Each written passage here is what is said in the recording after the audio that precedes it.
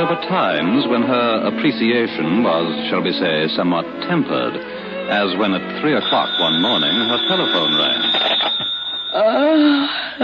We are ready with your call to Beverly Hills. Call.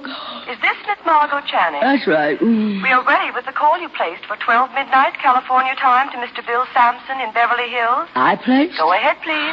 Hello? Margo! What a wonderful surprise. Bill, have I gone crazy?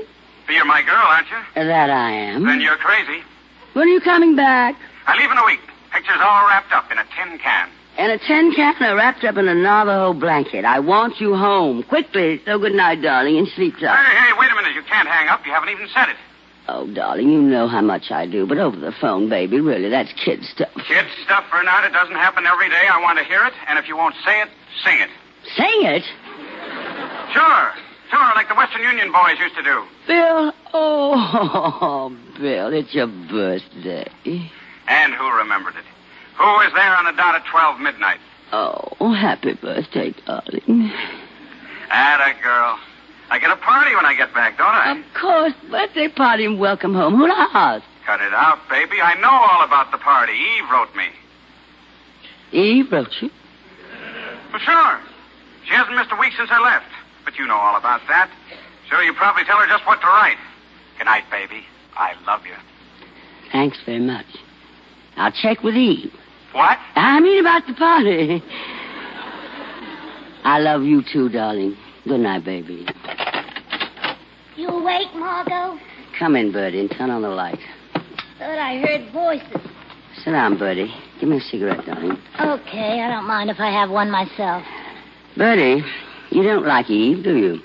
You want an argument or an answer? An answer. No. Why not? Now you want an argument. She works hard. Night and day. She's loyal and efficient. Like an agent with one client. She thinks only of me, doesn't she? Well, let's say she thinks only about you anyway. How do you mean?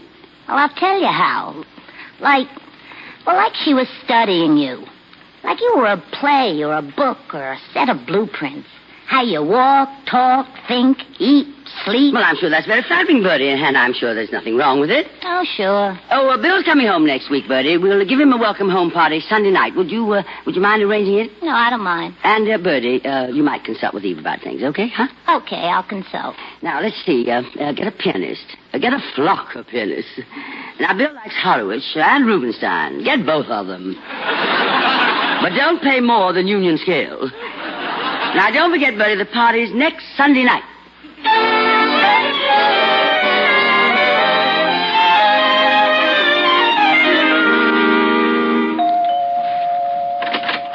Hello, Eve. Welcome to the party, Mrs. Richards. Well, how are things going with you, Eve? Happy? That should be a new word for happiness. You know, Miss Channing's been so wonderful to me. You've been good for her, too. Mrs. Richards.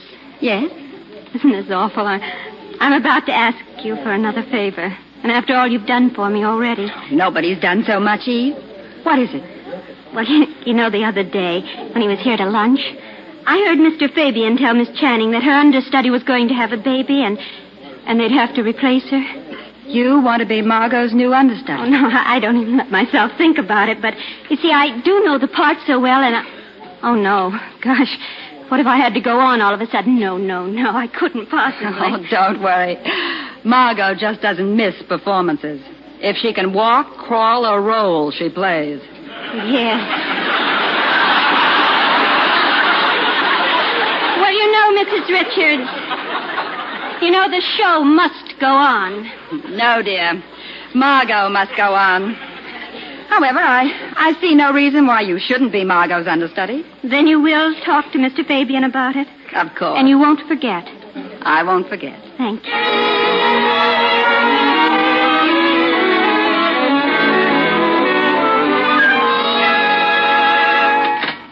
You all dressed, Miss Channing? Come in, Bert, and zip me. How's the party going? And where the devil's Bill? He's late. Late for what, Miss Channing? He's been downstairs in the living room for 20 minutes. Well, I certainly think it's odd he hasn't even come up. What's he doing? Making dialogue with Miss Eve Harrington. Oh. Your zipper's all zipped. Thanks, Bertie. I think it's time I made an entrance.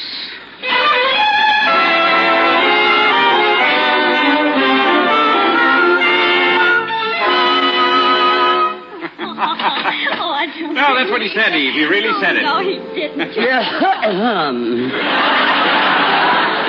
Margo. Hiya, baby. I was just telling Eve a Hollywood story. I hope I didn't kill the point. You heard it? You know the one about the time when I looked through the wrong end of a camera finder. Eve, remind me to tell you about when I looked into the heart of an artichoke. Oh, I should love to hear it, Miss Channing. Some snowy night in front of the fire, dear. In the meantime, would you mind checking about the hors d'oeuvres? It seems the caterer forgot them. The paint wasn't dry or something. Yes, of course. Excuse me. Well, I had no idea you were here, Bill. Oh, I ran into Eve on my way upstairs. She told me you were dressing, so... That's my modest boy. Oh, well, we started talking. She wanted to know all about Hollywood. She seemed so interested. She's a girl of so many interests. It's a pretty rare quality these days. She's a girl of so many rare qualities.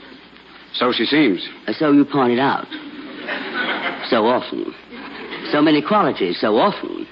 So loyal. Her loyalty, efficiency, devotion, warmth, affection. And so young and fair.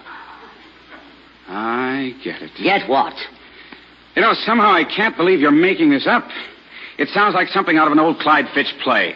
Clyde Fitch, though you may not think so, was well before my time. Now, listen. Margo, this is... well, it's so laughable, it's funny. Is it? You know what I feel about this age obsession of yours.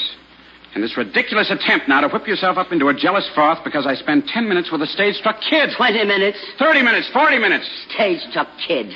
She's a young lady of qualities, and I'll have you know I'm fed up with both the young lady and her qualities.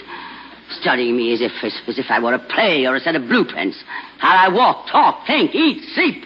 Now, how can you take offense at a kid trying in every way to be as much like her ideal as possible? Stop calling her a kid. It so happens there are particular aspects of my life to which I would maintain sole and exclusive rights and privileges. For instance, what? For instance, you. This is my cue to take you in my arms and reassure you, but I'm not going to.